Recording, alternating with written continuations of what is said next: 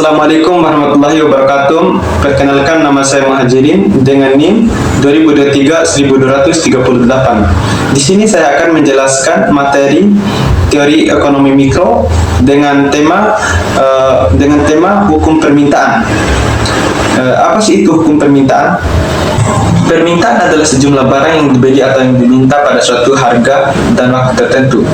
Permintaan biasanya terjadi dalam kegiatan jual beli, misalnya permintaan suatu barang yang akan dibeli oleh konsumen. Dari sana lahirnya hukum permintaan. Hukum permintaan mengutip dari buku Ekonomi Karya Alam. Hukum permintaan berbunyi, jika harga suatu barang dan jasa meningkat, maka kuantitas yang diminta akan menurun. Sebaliknya, apabila suatu harga, suatu barang dan jasa menurun, maka kuantitas yang diminta akan meningkat. Adanya hukum permintaan terjadi karena adanya beberapa faktor yang mempengaruhi permintaan. Berikut faktor-faktor yang mempengaruhi. Yang pertama, sifat komoditas. Tidak semua jenis komoditas barang akan mempengaruhi permintaan. Sebagai contoh, kenaikan harga barang kebutuhan pokok seperti beras, gula, telur, minyak goreng, dan sejenis tidak akan mempengaruhi permintaan karena konsumen akan tetap membeli komoditas tersebut meskipun ada perubahan harga.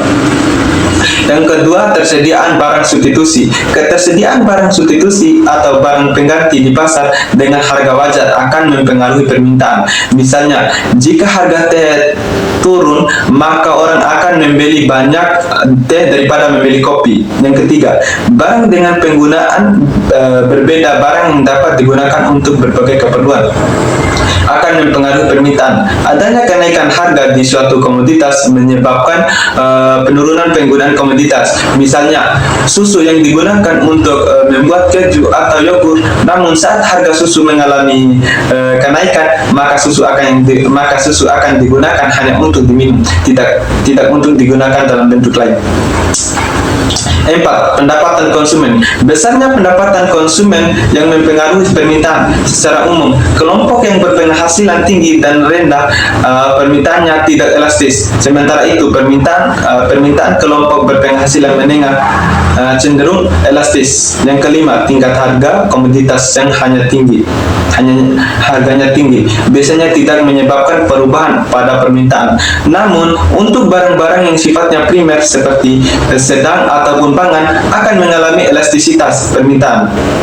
Yang keenam, jangka waktu hukum permintaan juga dapat dipengaruhi jangka waktu tertentu.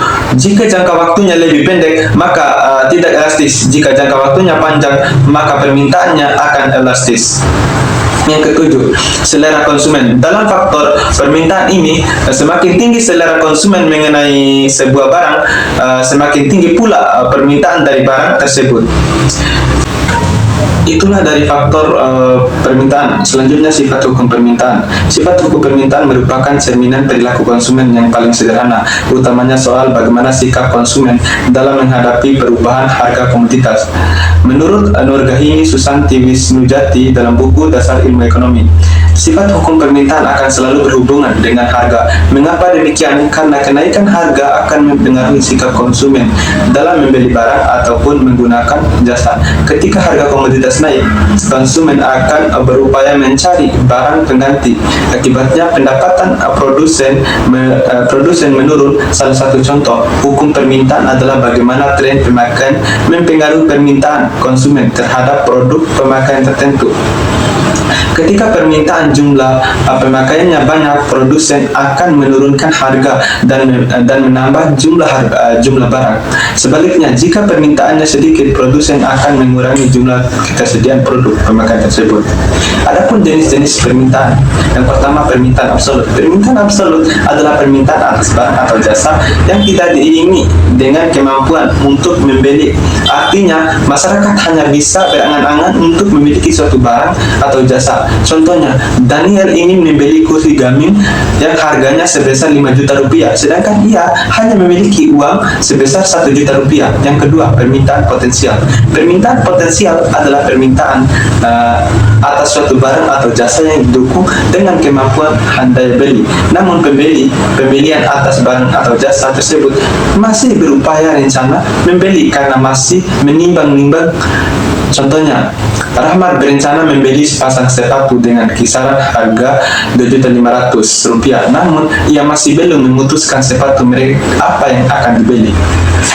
Yang ketiga, permintaan efektif. Permintaan efektif adalah permintaan atas suatu barang atau jasa yang dilakukan sesuai dengan daya beli yang dimiliki. Misalnya, Mutiara ingin membeli sepatu dengan kisaran harga Rp2.500.000, namun ia akhirnya lebih memilih untuk membeli sepatu seharga Rp1.500.000. Yang keempat, permintaan individu. Permintaan individu adalah permintaan yang dilakukan oleh seorang pembeli terhadap barang atau jasa yang akan digunakan untuk memenuhi kebutuhannya. Yang kelima, permintaan kolektif atau pasar. Permintaan kolektif atau pasar adalah permintaan yang dilakukan oleh konsumen secara keseluruhan di dalam pasar. Selanjutnya kita harus mengetahui kasus permintaan, yaitu pemasakan menawarkan buah apel kepada pelanggan atau konsumen dengan harga Rp30.000 per kilogram, dan banyak orang yang tertarik dan membeli apel tersebut. Melihat kondisi tersebut, pemasakan menaikkan harga apel tersebut dengan harga Rp50.000 per kilogram. Adanya kenaikan harga tersebut membuat para pembeli berpikir kembali sebelum membeli apel tersebut, terlebih dengan tingginya harga yang diberikan. Akhirnya, apel tersebut tidak terlalu laku seperti sebelumnya dan mengalami kerusakan. Adapun kesimpulan dari materi yang saya sampaikan, yaitu hukum permintaan ini menjelaskan hubungan antara harga dan jumlah yang ditawarkan. Jika harga suatu benda di pasar meningkat, produsen akan bersedia untuk memasok lebih banyak produk. Jika harga objek di pasar menurun, maka tidak bersedia untuk memasok banyak dan kuantitas berkurang. Pembeli adalah pelaku permintaan dan penjualan. Penjual adalah pelaku penawaran. Ketika terjadinya transaksi antara pembeli dan penjual, maka keduanya akan melakukan transaksi dengan harga yang sudah disepakati. Hukum permintaan menjelaskan hubungan antara harga dan kuantitas yang diminta. Jika harga objek di pasar meningkat, lebih sedikit orang yang membelinya karena terlalu mahal. Jika harga objek di pasar menurun, lebih banyak orang akan membelinya karena harganya lebih murah. Terima kasih, itulah materi yang saya sampaikan. Semoga bermanfaat bagi kita semua. Lebih-lebih saya menyampaikan materi ini. Terima kasih. Wassalamualaikum warahmatullahi wabarakatuh.